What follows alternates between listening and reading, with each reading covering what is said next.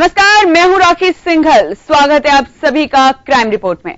Crime report में आज बात धर्म गुरुओं की।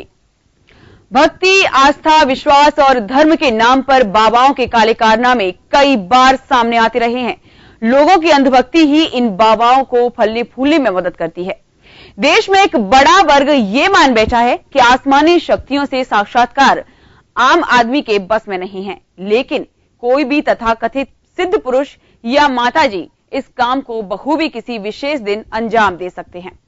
खुद को धरती का भगवान कहने वाले ये बाबा आस्था के नाम पर अपने काले कारनामों को अंजाम देते हैं। इन साधु संतों ने अपनी काबिलियत का या फिर डर का ऐसा जाल बुना है कि उनके अनुयायियों को लगने लगा कि परलोक सुधार के लिए उनसे बेहतर साधन कुछ और हो ही नहीं सकता। देखिए भारत में विवाद में फंसे धर्म गुरुओं पर यह रिपोर्ट।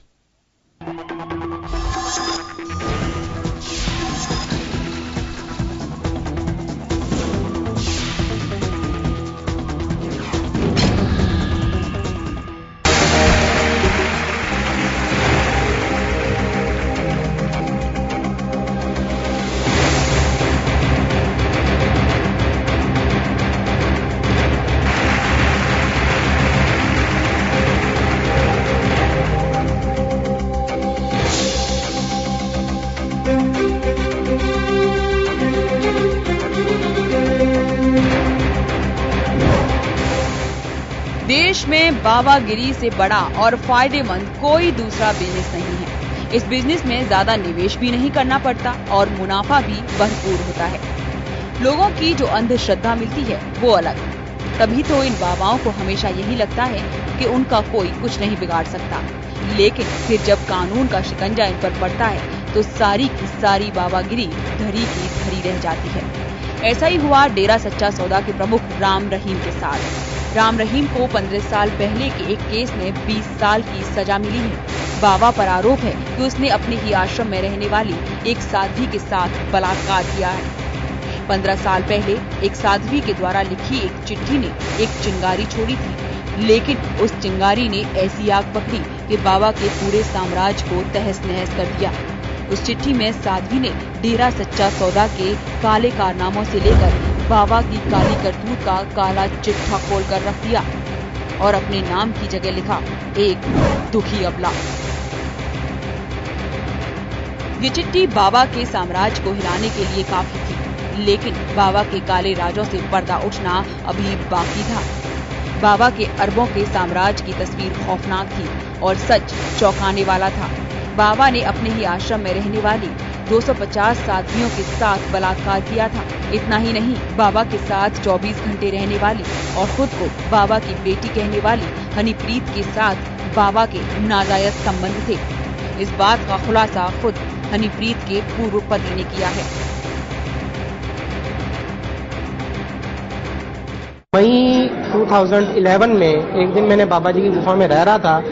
उनके रूम्स इकट्ठे ही होते हैं, तो मैंने उनका दरवाजा गलती से खुला रह गया और मैंने चेक करा तो वो दोनों न्यूड थे और सेक्स कर रहे थे आपस में। अब आप खुद सोच सकते हैं कि ये बाबा जो खुद को धरती का भगवान कहते हैं, लेकिन धर्म की आड़ में सिर्फ लोगों की आंखों में धूल झोंकते हैं।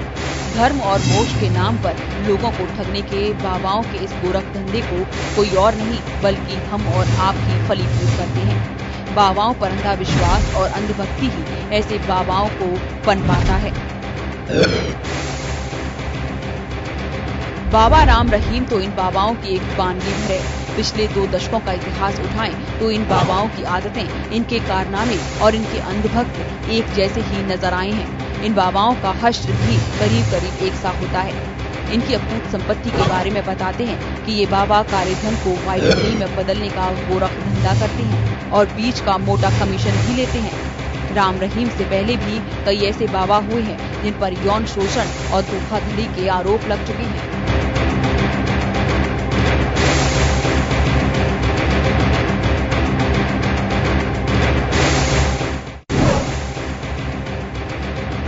आसाराम बाबू। देश भर में आसाराम के करीब 425 आश्रम और 50 से अधिक गुरुकुल हैं। उनके लाखों अनुयायी देश विदेश में फैले हुए हैं। भारत के मशहूर बाबाओं में से एक आसाराम बाबू पर नाबालिग लड़की से रेप का आरोप है। ये मामला 2013 का है। आसाराम पर आशीर्वाद देने के बहाने लड़कियों से छेड़छाड़ और यौन शोषण का आरोप है। उनके बेटे नारायण साईं पर भी ऐसे आरोप लगे थे। आसाराम यौन शोषण के आरोप में 2013 से ही जोधपुर जेल में बंद हैं। वो कई बार स्वास्थ्य कारणों से जमानत के लिए याचिका दाखिल कर चुके हैं, लेकिन उन्हें अभी तक जमानत नहीं मिली है।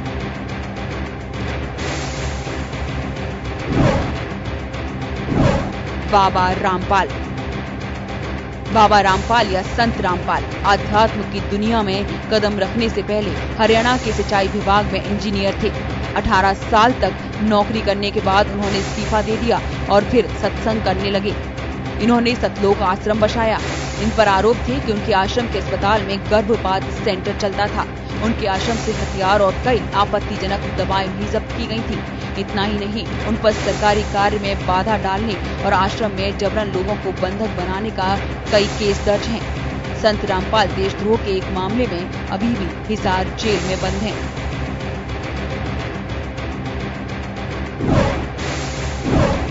बाबा नित्यानंद। बेंगलुरु मैसूर हाईवे पर नित्यानंद ध्यान दीपम नाम का आश्रम चलाने वाले स्वामी नित्यानंद दक्षिण भारत के मशहूर स्वघोषित धर्मगुरु हैं। साल 2010 में स्वामी नित्यानंद के खिलाफ धोखाधड़ी और अश्लीलता के मामले दर्ज हुए थे। उनकी कथित सेक्स सीडी सामने आई। उन्हें अभिनेत्री के साथ शारीरिक संबंध बनाते हुए दिखाया गया था। इसके बाद फॉरेंसिक लैब में हुई जांच में सीडी को बिल्कुल सही बताया गया, लेकिन नित्यानंद के आश्रम ने उस सीडी की अमेरिकी लैब की रिपोर्ट पेश की। इसमें सीडी से छेड़छाड़ की बात सामने आई। इसके बाद नित्यानंद को गिरफ्तार कर लिया गया। हालांकि कुछ दिन बाद उन्हें बेल मिल गई थी। स्वामी भीमानंद। दिल्ली के एक बाबा खुद को इच्छाधारी संत बताते थे। इच्छाधारी संत के नाम से मशहूर स्वामी भीमानंद नागिन डांस के लिए चर्चा में रहते थे। 1997 में उन्हें लाजपत नगर इलाके से पुलिस ने देह व्यापार में शामिल होने के आरोप में गिरफ्तार किया था। उन पर आरोप था कि वो प्रवचन के बहाने लड़कियों को फंसाकर सेक्स रैकेट का कारोबार करते हैं। खुद को संत कहने वाले भीमानंद का वास्तविक नाम शिव मूरत द्विवेदी है और ये बाबा बनने से पहले एक 5 स्टार होटल में गार्ड की नौकरी करते थे।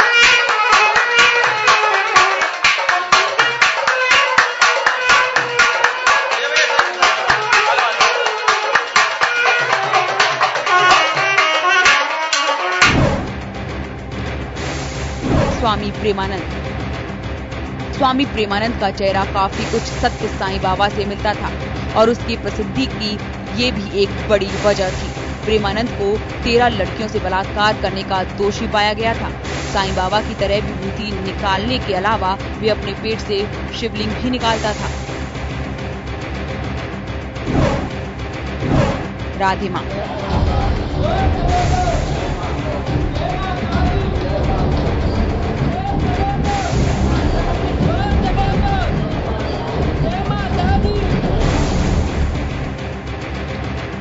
राधे मां का असली नाम सुखविंदर है।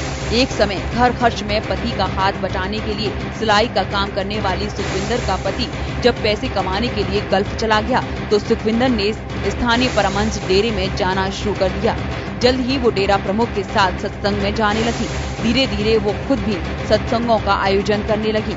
मुंबई में राधे मां की काफी अच्छी पकड़ मानी जाती है।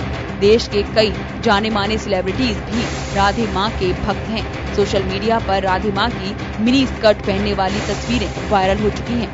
भक्तों को गले लगाना और उनके साथ डांस करना, ये सब राधे मां के खास अंदाज हैं। यही वजह है कि उन पर अश्लीलता फैलाने का आरोप भी लग चुका है। मोक्ष की प्राप्ति, परमात्मा से मिलन और परलोक में खुद की बेहतरी को भारतीय दर्शन विशेष बल देता रहा है। अनादिकाल से लेकर मौजूदा समय तक सामान्य से लेकर खास भारतीयों की साधु और संतों के साथ समागम की खास विशेषता रही है। ये बात अलग है कि धर्म के नाम पर खुद को भगवान घोषित करने वाले कुछ लोग आम लोगों की आंखों में धूल झोंकने की कोशिश करते रहे हैं। तथाकथित साधु संतों ने अपनी काबिलियत का या डर का ऐसा जाल बुना कि उनके अनुयायियों को लगने लगा कि परलोक सुधार के लिए उनसे बेहतर साधन कुछ और हो ही नहीं सकता।